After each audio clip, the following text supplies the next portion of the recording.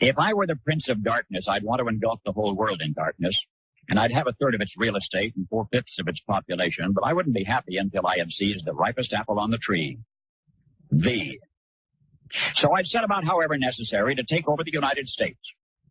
I'd subvert the churches first. I'd begin with a campaign of whispers. With the wisdom of a serpent, I would whisper to you as I whispered to Eve, do as you please.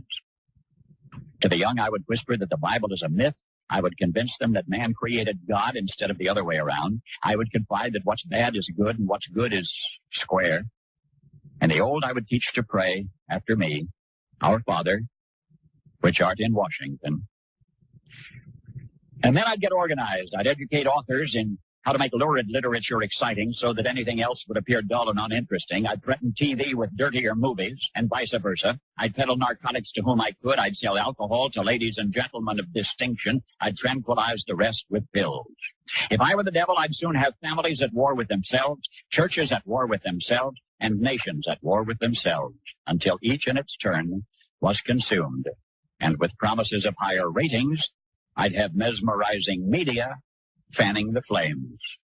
If I were the devil, I would encourage schools to refine young intellects, but neglect to discipline emotions. Just let those run wild.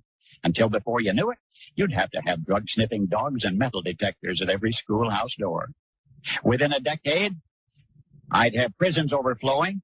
I'd have judges promoting pornography. Soon I could evict God from the courthouse, then from the schoolhouse, and then from the houses of Congress. And in his own churches, I would substitute psychology for religion and deify science. I would lure priests and pastors into misusing boys and girls and church money.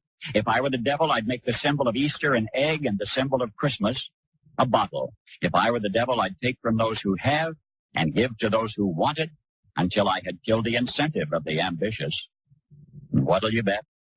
I couldn't get whole states to promote gambling as the way to get rich. I would caution against extremes in hard work, in patriotism, in moral conduct. I would convince the young that marriage is old-fashioned, that swinging is more fun, that what you see on TV is the way to be. And thus I could undress you in public, and I could lure you into bed with diseases for which there is no cure. In other words, if I were the devil, I'd just keep right on doing what he's doing. Paul Harvey,